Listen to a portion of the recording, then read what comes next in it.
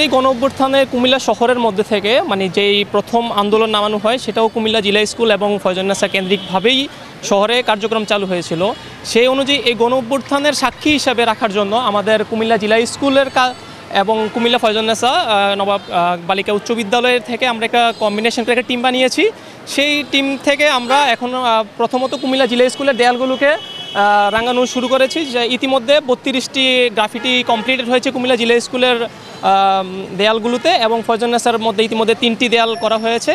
আশা করছি আমরা আজকের মধ্যে জিলা স্কুলের কাজ শেষ হয়ে গেলে আগামীকাল থেকে আমরা ফয়জুন্নেসা স্কুলে কাজ শুরু করব। আসলে আমরা চেষ্টা করতেছি যে তরুণ প্রজন্মকে আমরা একটু উৎসাহিত করার জন্য বা স্মৃতিচারণ করে রাখার জন্য যারা আমাদের দেশের জন্য শহীদ হয়েছে বা আহত হয়েছে, রক্তাক্ত হয়েছে, তাদের স্মৃতিচারণগুলো আমরা ইয়াং জেনারেশনের কাছে বা বর্তমানে যারা এই স্বৈরাচার মুক্ত আমরা যারা করতে পারছি দেশের জন্য বা আমরা যতটুকুভাবে চেষ্টা করছি বা সর্বোচ্চ চেষ্টা করছি করার পরে অনেকেই আছে বাসা থেকে বের হয় নাই বা অনেকে আন্দোলন সংগ্রামে যায় নাই বা অনেক কিছু জানে না। এখন আমরা দেশের জন্য কী করছে বা আমাদের যারা শহীদ হয়েছে তারা কী করছে এগুলো আমরা তরুণ প্রজন্মের কাছে, ভবিষ্যৎ প্রজন্মের কাছে তুলে ধরার জন্য আমাদের এই উদ্যোগের স্মৃতি ধরে রাখার জন্য। আর আমরা কুমিল্লাতে সর্বপ্রথম শুরু করলাম, আমাদের দেখে অনেকে শুরু করলো। আমরা চাই আমাদের কুমিল্লাকে আমরা সারা বাংলাদেশে রিপ্রেজেন্ট করার জন্য। প্রথমে বলি আমরা যারা স্টুডেন্ট আছি আমরা সবাই তো একসাথে ফাইট করেছি, এখানে ছেলে মেয়ে কোনো ভেদাভেদ নেই। সো আমার কথা হলো আমরা বড়রা যা করবো ছোটরাও তা শিখবে। সো আমরা আগে নেমেছি বড়রা। সো আমাদের উৎসাহিতে আমাদের যে স্টুডেন্টরা আছে সবাই আমাদেরকে হেল্প করতেছে, যে ওরা নিজেরা সাহস করতে পারতেছে না, আপুরা নামছে আমরাও নামছি। সো আমার মনে হয় ছেলে মেয়ে সবাইকে আমরা যদি বড়রা উৎসাহিত দেই, হেল্প করি, আমরা একত্রে অনেক সুন্দর একটা দেশ, অনেক সুন্দর একটা সমাজ, অনেক কিছু করতে পারবো। আর কুমিল্লা মানেই মিল্লা জিলা কুমিল্লা, সবাই একসাথে একত্রে কাজ করা। আসলে প্রতিটা রং, আমি বলেছি ঢং প্রকাশ, এগুলো কতগুলো মেসেজকে ক্যারি করে।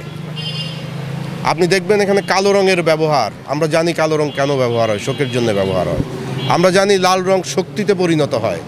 এই রঙগুলো শুধু রং না, এগুলো আসলে ভাষা। সেই সঙ্গে আপনি দেখবেন এর মধ্যে চিত্র আছে। আমি বলেছি বুলেটের চিত্র ব্যবহার করা হয়েছে, যে বুলেট কেড়ে নিয়েছে অসংখ্য ছাত্র জনতার প্রাণ। আপনি দেখবেন সেখানে দমন আছে, নিপীড়ন আছে, সেখানে কষ্ট আছে, বাকস্বাধীনতা আছে, যে আমি বাকস্বাধীনতা পাইনি।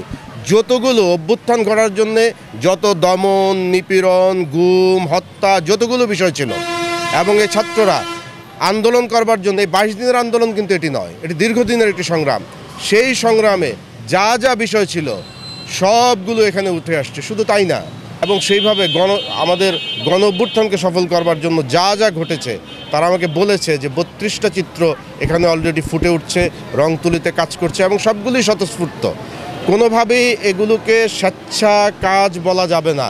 এর মধ্যে আসলেই দর্শন আছে, এর মধ্যে আসলেই রাজনীতি আছে, এর মধ্যে আসলেই স্বপ্ন আছে ভবিষ্যতের দিক নির্দেশনার জন্যে। গণ অভ্যুত্থান গণবিপ্লবের মধ্য দিয়ে শেষ হবে।